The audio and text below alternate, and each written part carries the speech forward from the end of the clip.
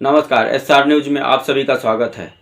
प्रयागराज के महाकुंभ में जब आप सो रहे थे रात में तो उस समय वहां पर भगदड़ हो गया और भगदड़ में अभी तक की जो खबर निकल करके आई है 30 से ज़्यादा लोगों की मौत बताई जा रही है प्रशासन के द्वारा। लेकिन जो वहां पर चश्मदीद थे, जो वहां पर लोग मौजूद थे, उन लोगों का कहना है कि आंकड़ा बहुत ज़्यादा हो सकता है। इसी दौरान उत्तर प्रदेश सरकार में मंत्री संजय निषाद का एक बयान आता है और बेहद ही घटिया बयान। उनका कहना है कि इतने बड़े बड़े आयोजनों में छोटी छोटी दुर्घटनाएं होती रहती हैं। आप सोच सकते हैं उस मंत्री के बारे में, उसकी मानसिकता के बारे में कि जहां पर भगदड़ हो गई है और उत्तर प्रदेश प्रशासन ये स्वीकार कर रहा है कि 30 से ज़्यादा मौत हुई है और कई लोग घायल हुए हैं। उस 30 से ज़्यादा मौत पर वह मंत्री छोटी घटना बता रहा है।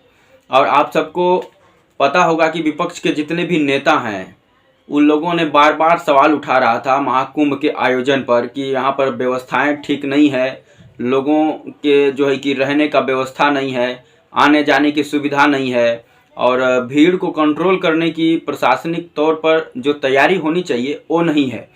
लेकिन इसको सरकार द्वारा केवल राजनीतिक बयानबाजी करार दे करके मामले को ख़त्म कर दिया जाता था। लेकिन 29 तारीख को मौनी अमावस्या के दिन जहां पर सरकार ये स्वीकार कर रही है, योगी आदित्यनाथ ने सुबह में आकर के ये बाइट दिया कि 9 से 10 करोड़ लोग यहाँ पर शाही स्नान करने वाले थे, जिसमें से 3.5 करोड़ लोगों को उत्तर प्रदेश के मुख्यमंत्री ये स्वीकार कर रहे हैं कि सुबह 8 बजे तक 3.5 करोड़ से ज़्यादा लोग स्नान कर चुके हैं। तो जब उत्तर प्रदेश सरकार और प्रशासन को ये पता था कि 29 तारीख को ज़्यादा भीड़ होगी तो उसको पहले से तैयार रहना चाहिए था कि किस प्रकार से भीड़ को कंट्रोल करना है। जाने का रास्ता अलग और आने का रास्ता अलग, तमाम प्रकार की सुविधा जो है कि वहाँ पर मुहैया कराना चाहिए था। लेकिन सरकार को ये बात पता थी, शासन प्रशासन को भी ये बात पता थी, उसके बावजूद भी प्रशासन ने कोई ऐसी व्यवस्था नहीं की जिससे भीड़ को कंट्रोल की जा सके।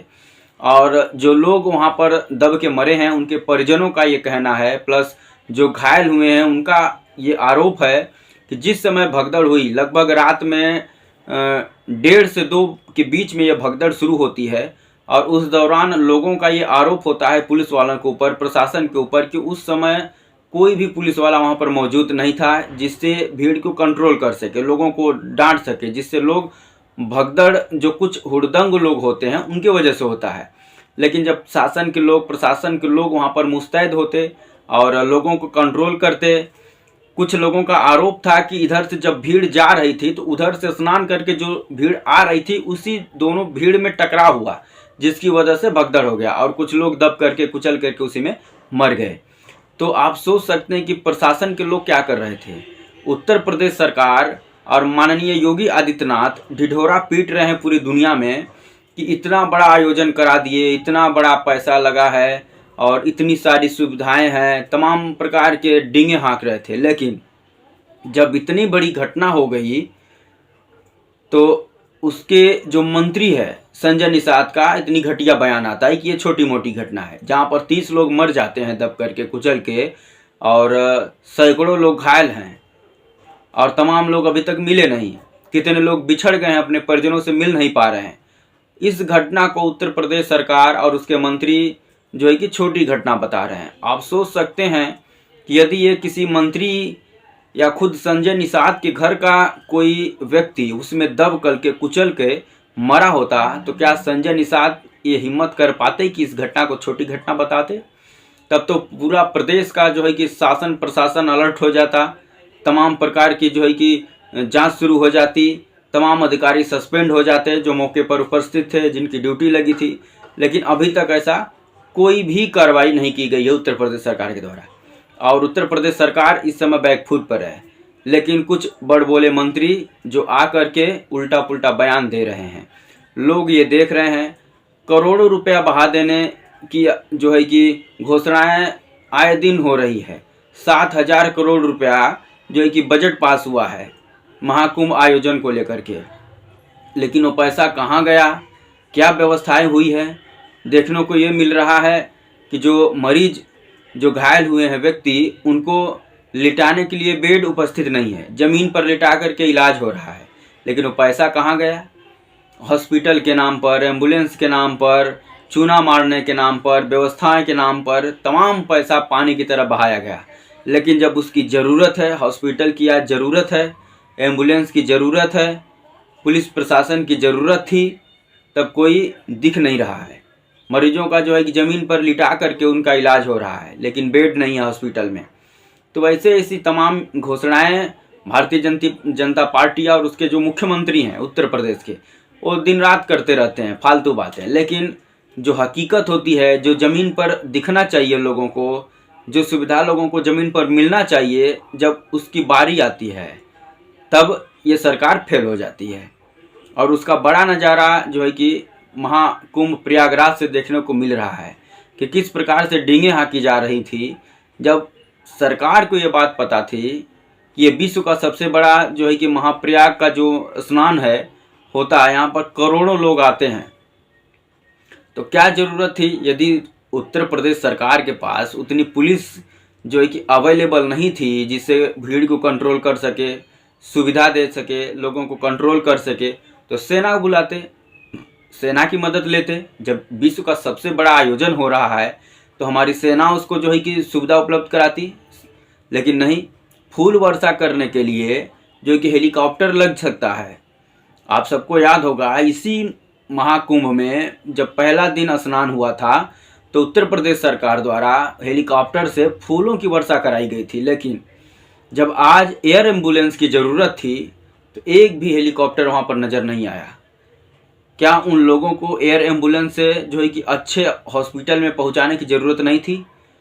हो सकता है कि कुछ लोगों की मृत्यु इस वजह से हो गई हो जिनका टाइम पर इलाज न मिल पाया हो। तो ऐसी तमाम खामियां उत्तर प्रदेश सरकार द्वारा जो की गई है उसमें नज़र आ रहा है। लेकिन सरकार के लोग हैं कि मानने को तैयार नहीं है। और भारतीय जनता पार्टी हमेशा चुनावी मूड में रहती है। भारतीय जनता पार्टी जो है कि हर महीना, हर साल, हर दिन चुनावी मूड में ही रहती है। कहीं ना कहीं उसको चुनाव लड़ना है, चुनाव जीतना है, सरकार बनाना है। इस समय पूरी भारतीय जनता पार्टी ध्यान केंद्र की है दिल्ली पर, क्योंकि उसको दिल्ली का चुनाव जीतना है। माननीय योगी आदित्यनाथ जाकर के जो है कि अरविंद केजरीवाल पर तमाम प्रकार के आरोप लगा रहे हैं। यमुना में डुबकी लगाइए तो दिल्ली को बर्बाद कर दिए, यहाँ पर मोहल्ला क्लिनिक नहीं है, तमाम प्रकार के आरोप लगा रहे हैं। लेकिन अपने प्रदेश का हाल ही नहीं बता रहे हैं जाकर के दिल्ली वालों को कि महाप्रयाग में जो महाकुंभ का आयोजन हुआ है, जिसमें 7,000 करोड़ रुपया का बजट पास हुआ है, उस पैसे का क्या हुआ कि यहाँ पर जब ज़रूरत है लोगों को हॉस्पिटल की तो उनका ज़मीन पर लेटा करके इलाज हो रहा है। और आप दिल्ली के जो है कि मोहल्ला क्लिनिक पर उंगली उठा रहे हो, अपने यहाँ देख ही नहीं रहे हो। तो तमाम प्रकार की ऐसी जो खामियां हैं महाकुंभ प्रयाग से निकल करके आ रही है। और यही सब खामियों को लेकर के उत्तर प्रदेश के जो नेता प्रतिपक्ष हैं, समाजवादी पार्टी के राष्ट्रीय अध्यक्ष अखिलेश यादव, वो पिछले दिनों उजागर किए थे सब तमाम घटना सोशल मीडिया के थ्रू।